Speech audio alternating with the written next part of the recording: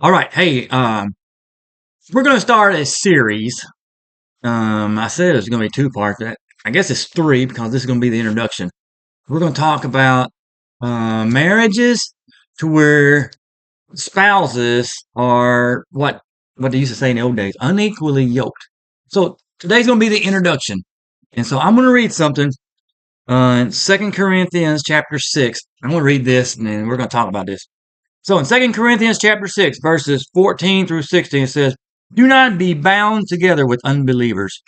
For what partnership have righteousness and lawlessness?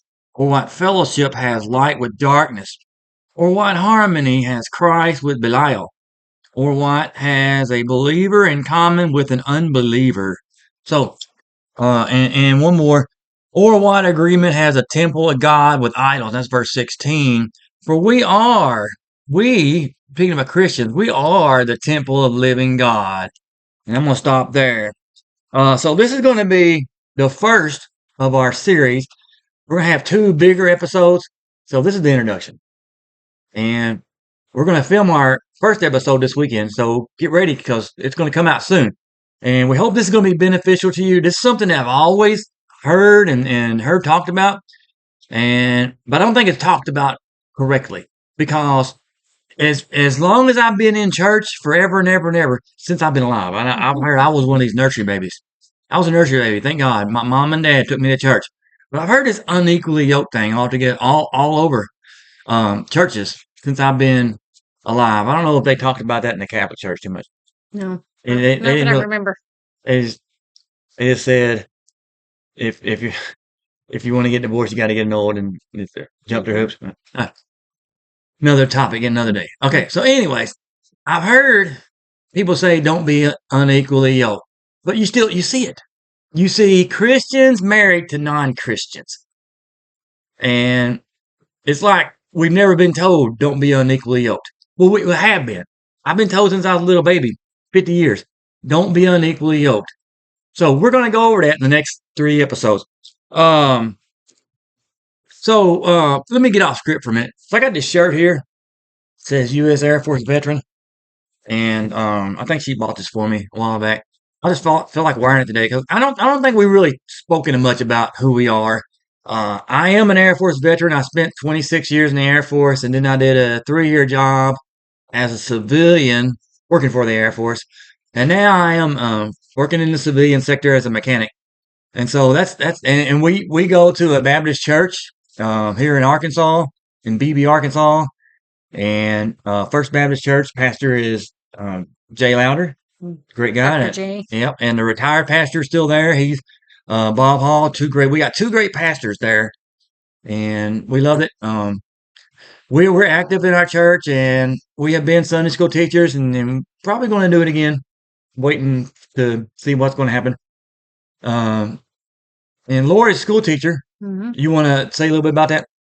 I've been teaching. This is in 1 week. I'll start Mm. my 28th year. Yeah, I think 28th year. I spent about 10.5 years in a private school, which was Baptist. great. Private Baptist school. It was awesome. I loved my time there. Unfortunately, none of that counts for retirement. Yeah. Yeah. Yeah. So Yeah. Yeah. if I had been in public school this whole time, I'd be retiring after next year. But that's okay. Then I've taught. This will be 17.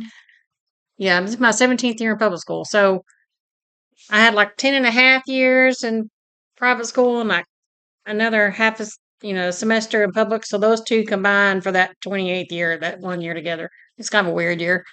But anyway, I teach math and science right now, sixth graders. I've been doing sixth grade for about almost the whole time I've been in public school. 16 years I've done sixth grade. So I just really like that age group. But that's kind of my mission field is being a teacher. Of course, I can't, preach Jesus to my kids, but I can. They know. I can try to show them. They know. Show Every them His single one love. of them. Every single kid that goes in her class knows who she is. Yep. I don't hide it, but I don't preach it, but I don't hide it. Yeah. And we both served in the Awana, the kids groups, And youth youth group. group, and I recently taught I call it the young adults, but they call it college and careers, the 18 to 25-year-old class, and that was a lot of fun.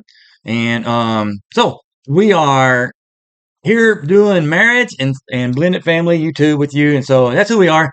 And a little secret, maybe I shouldn't say this, but I'm gonna put a defense on it. I'm gonna put a disclaimer. I do most of the scripting, mainly because, especially during school time, she spends 3 or 4 hours a day with school books all over the place.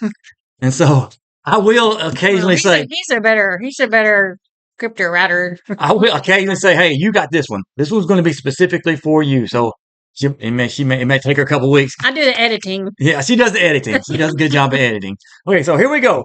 Like I said, today we're introducing the series on the importance of Christian faith in marriage. And I'm telling you, you know who does the worst job at talking about that?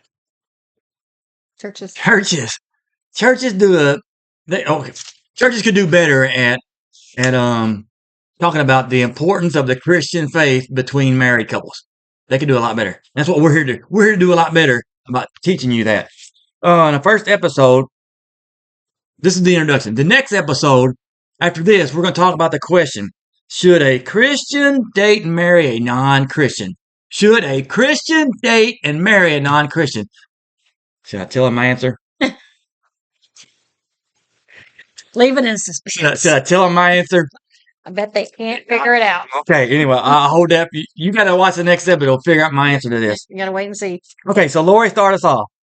All right, so in our next episode, we will talk about marriages where one spouse is a Christian and the other spouse is not a Christian. That's the episode 2. This is introduction to episode 1, and then episode 2 is what she's talking about. Okay. So we will look at the difficulties of this. Can a marriage thrive when the spouses have different faiths or different religious beliefs? Can a marriage survive where both spouses have distinct differences in Christianity? For example, can a marriage of a Catholic and a Baptist survive? Example, yeah. Example. Yeah. So, and we may talk more about that later. Yeah. Okay, today I want to just get us started by briefly, by introducing the idea of being unequally yoked. I heard it before, and I heard over and over and over and over. More so when I was younger in the 80s. And it seemed like 30, 40, 50 years ago, it was a serious thing. But now, if you hear it preached anymore, it's just that's a thing, and it's over. We're done with it, and we're not going to talk about it no more. Yeah. I'm thinking, we need to talk about it. So we're going to talk about it. By saying unequally yoked, I'm not speaking about mixed races. I'm not against that. Matter of fact, our boys, my stepsons, her boys, their grandmother is from the Philippines, and their grandfather is born and raised in Missouri, right? Mm-hmm. He went over during the war during the 70s, I guess. He was in the Air Force, and he married a Philippine. So we're not a Philippine woman. We're not against mixed races, and I'm tired of hearing about it. I'm not against it. Mm-hmm. And I'm not talking about marriages where spouses are from different nations. And I know a lot of people. When I was in Japan, I knew a lot of regular born and raised Americans in the Air Force marry Japanese women. So we're not against that. If you marry a Hispanic woman or somebody from Canada or Europe, we're not against that. We don't think that's what unequally yoked means. So if a black person marries a white person, we don't think that's unequally yoked, and we're not against that. And that's the end of that. So what I'm talking about is unequally yoked, and the Bible is specifically clear. When a non-Christian marries a Christian, that's unequally yoked. So if somebody with different faiths, a Christian and a non-Christian faith, get married, that's unequally yoked. In the upcoming episodes that we'll be doing, we'll be talking specifically about dating relationships where a man and a woman are unequally yoked in their faith. And more specifically, we'll discuss relationships, marriages, where one person in the relationship is a Christian and the other person is not. That other person might be some other faith, or they might be atheist or agnostic or just don't think about religion, but they're married to a Christian. We're going to talk about that. So I started this episode by reading 2 Corinthians 6:14 through 15. That's the unequally yoked passage that people are familiar with. They used to preach on. I don't hear it preached on no more. Paul is instructing the Christians in Corinth to not be bound together with unbelievers. Paul's instructing the new Christians who are living in extremely pagan environments to not associate with unbelievers. So you got to get the context here. Before the apostles, Paul and Apollos and Aquila and Priscilla, before they came to Corinth, they didn't know about Jesus. And everybody was pagan. They worshiped the Greek gods, whatever their Greek gods were. Athena, I think their god was the god of love or whatever. So their god promoted to worship their god. They had the temple prostitutes. So that was a big thing, and they talk about against that in the book of First Corinthians. So these pagans, when Paul and Apollos and Aquila and Priscilla came through Corinth, they preached about Jesus. People became believers in Jesus. So sometimes it was husband and wife. Sometimes it was just husband. Sometimes it was just wife. Sometimes it was a slave. Sometimes it was a slave and a master. So they had all these problems. So Paul is saying the believers in Corinth don't have associations with unbelievers. And we're going to talk specifically more about that. I believe this includes dating and marriage relationships, specifically dating and marriage relationships. Now, Lori, to what extent should we as Christians limit our association with unbelievers? Well, obviously, there are situations where we must associate with unbelievers, like school and work and just being in public. And we can't just isolate ourselves from them, because then how are we going to tell them about Jesus if we just don't ever go around them? But in those situations, we can just be the best example of Jesus Christ that we can be while we're around them. So, obviously, I'm going to have people at school I'm dealing with, whether they're kids or adults. And, you go to the store, you're going to be around people that don't believe. And whatever hobbies you might be involved in. I bowl on Monday nights. So, I'm around people. Some are Christians, some aren't. So you're going to be around non-believers just in everyday things. I believe we can be friends with unbelievers, but if we spend extended amounts of time around them, instead of us rubbing off on them, they may rub off on us, especially, with your kids, your teenage kids, or, we have our youngest one is a senior in high school, and, we have to constantly tell him, be careful who you're friends with. Be careful who you're friends with, because they could influence you in the wrong way rather than you influencing them in the right way. So I think you can be friends, but you have to be careful and limit your time with them. And a good example of what she's saying is she let's say she works, and this is all hypothetical. This is not nothing that she deals with. I'm just making this up on the fly. Mhm. So let's say she's got some teacher friends, some female teacher friends. They go, Miss Rose, Friday night, we're going to go out to the clubs, and we're going to do some dancing and drinking, and it's going to be a good time. We think you are to go. Nope. And she can respectfully say no. No, thank you. Yeah, and still have a good working relationship with these. Yeah. And it may say, well, I don't know about Friday night, but I know Sunday we're going to church, and you're welcome to go to church with me if you want to. Mm-hmm. Okay, anyway, obviously, we cannot pick or choose who we work with, who we go to school with, or who our neighbors are. Well, I guess you can, but that'd be really hard to make it all perfect. Yep. But we can limit our association with unbelievers. And like I said, the boys at work say, "Hey, man, we're gonna go out to the strip club Saturday night." And I'm like, "Yeah, I'm not going in. I got Bible study." You're welcome to go Bible study with me, but that's kind of extreme, but you know what I mean. Yeah. So I have another question for you, Lori. Let me set it up. So Paul speaks of how Christians handle associations with those who are of other religions. Okay, and he says in here, he says, "What harmony has Christ with Belial?" You're talking about the pagan god, the demon god, you call him. It goes back to Baal, where the Canaanites worship Baal, Belial. It's the same thing. So he's saying, what association does Christ have with pagan gods or demon gods? Can the temple? Can you be a part of the temple of Christ, which is you have Jesus Christ, Holy Spirit in you, and still participate in idol worshiping? No, I say no, you should not. But so you got friends. Say your friend's a non-Christian, and he's some other religion. Say one of these Mother Earth religions or whatever. I don't know what it is, and they want you to go to a bonfire or whatever. So, how do we as Christians handle associations with those friends or in relationship that we have with people that have other religious beliefs? How do we handle that? Well, I think we can pretty much handle it like we do with non-believers in general. Like we can associate with them, have a work relationship. But I'm not going to go hang out with them on the weekend and, have extended time with them. So if they're just other Christian beliefs, which I have friends that are Christians, but they're, I'm Baptist, they might be Methodist or but we basically share the same basic beliefs. So, But and still, but still, you still draw a line. Even though we have Methodist friends, mhm, we don't go to the church with them. no, We're not. And they know they don't go to our Baptist church, and then they don't come to visit, and we're not going to go visit a Methodist church. So there is still a line there. Hey, sorry, go ahead. but dating and marriage relationships would be better to be with someone who shares our same faith. So you definitely don't. Dating is a touchy subject because when I got saved, I was dating a person that was saved and I was unsaved.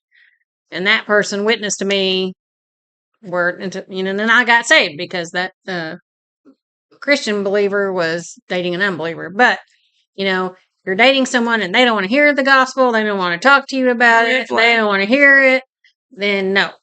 If they're willing to go to church with you, if they're willing to listen, then I say you can give it a chance. But then, if there's got to be a point where you're going to know whether they're actually interested in being a believer or not. And once you know for sure they're not, then you need to cut it off because it's really hard. And we'll get into this later to have That's a preview to our next show. Thriving marriage with a believer and an unbeliever. This whole talking about dating unbelievers and with her case, she did become a believer, but she may not have. Mm-hmm. And we're going to talk about that next episode. So I think, let's say, for example, if I know somebody that's a Buddhist, I can respect their faith and I can respect them and I can even listen to them. And I think it would probably benefit me if I asked, well, tell me more about your Buddhist faith. What about this? And maybe study up on it. Because if I want that Buddhist friend of mine to become a believer in Jesus, I need to know the why. Why is he a Buddhist? I can't just say Buddhism's wrong and you need to be a Christian. I think that's going to work. Yeah. Nope. Work. So, I can still, but, I'm not going to say, yeah, I'm going to go to that Buddhist temple with you and do some meditation or whatever it is they do, the ohms or whatever it is. No, I'm not doing that. I'm not doing that. And he's probably not going to go to church with me, but I hope he does. And he probably hopes that I go to the temple with him, but that's tough. So in that type of situation, you kind of got to be friends at a distance. Does that sound fair? Or does that sound harsh? No. And it's the same thing with dating. Same thing in marriage. But sometimes we don't think about that. We think, oh, this girl, this guy is so great. And your mom and dad go, but they're not a Christian. That's okay. It's okay. You're like, you got the blinders on. You're like this.